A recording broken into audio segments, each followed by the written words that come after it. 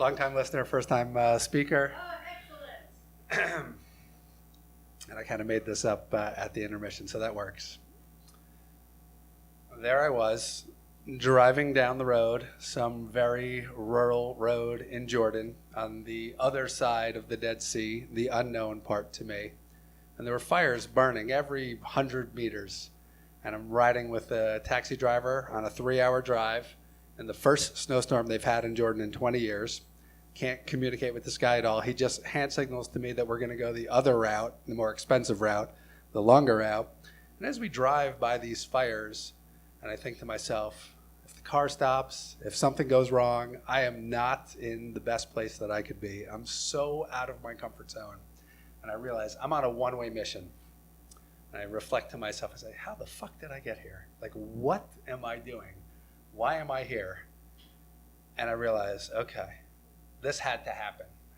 How did I get here?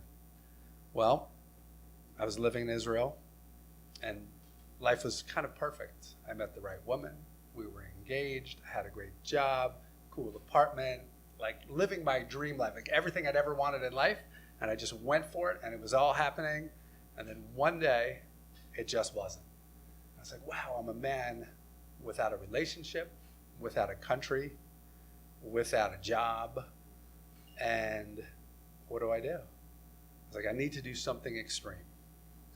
I need to shed my skin. I need to just completely throw out everything that I'm comfortable with and get myself into a place where I'm going to transform, where I'm going to surrender to this uncomfortableness. And I've read a dozen Pema Chodron books and studied meditation, and that shit wasn't working. Like, there was no traction whatsoever. I was so fucking itchy. And I get on Skype and I call that guy. I was like, dude, I have to get out of here now, and you have to meet me somewhere now. And luckily it was Christmas time and it worked. And he was like, let's go to Bali. You know, it's good and it's easy. I was like, no, I need to be scared out of my fucking mind. Where is that place? And at the same time, we're like, India, let's go to India. And I'd always been afraid to go to India because I heard that everybody got sick. And I was like, I don't want to shit my pants. That's going to be so uncomfortable and so awkward. And then you go to a hospital and they stick you with a dirty needle. I was like, I want no part of that. But it was the obvious choice because it was what I was most afraid of. And so in that moment, we're like, okay, India, 7 days, make it happen.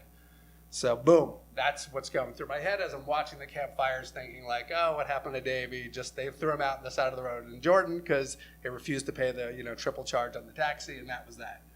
But that's not what happened. And I make it to Jordan, and of course he was completely honest and right. And there was like the worst snowstorm ever. There's like Porsches and Mercedes like slid off the road, crashed into each other in this like filthy rich city of Amman.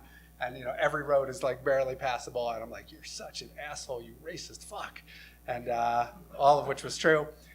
And then next day I'm on a plane, bus, rickshaw, boom, there I am. And I get to Goa, where my Israeli buddy said, this is a nice, safe landing for you, Dave. It's going to be good. You go here, you won't freak out, you won't shit your pants, I'm like, okay.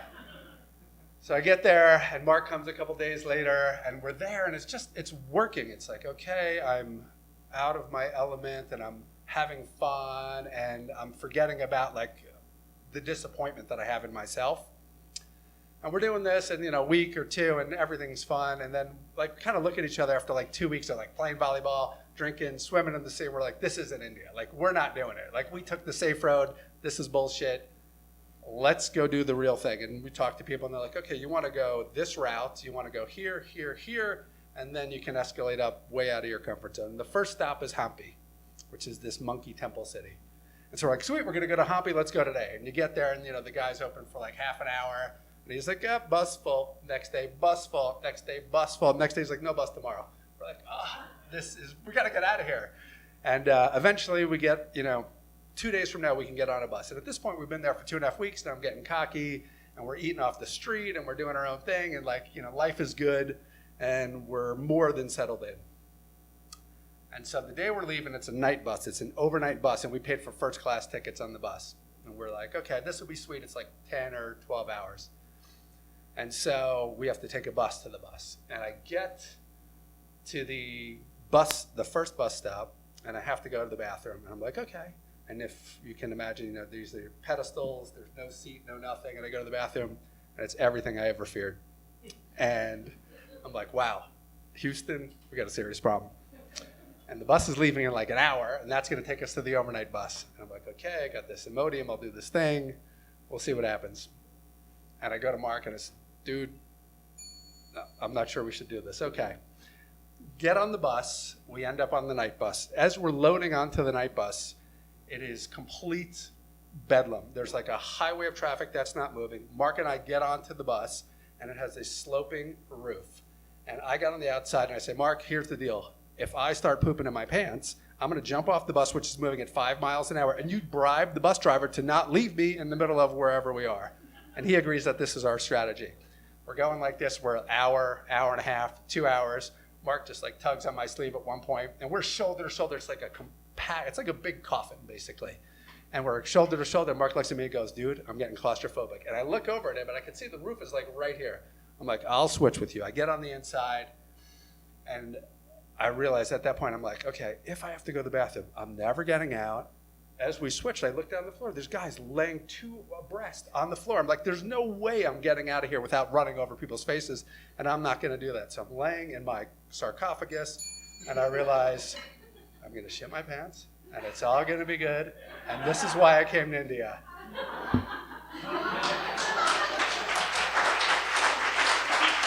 I luckily did not shit my pants.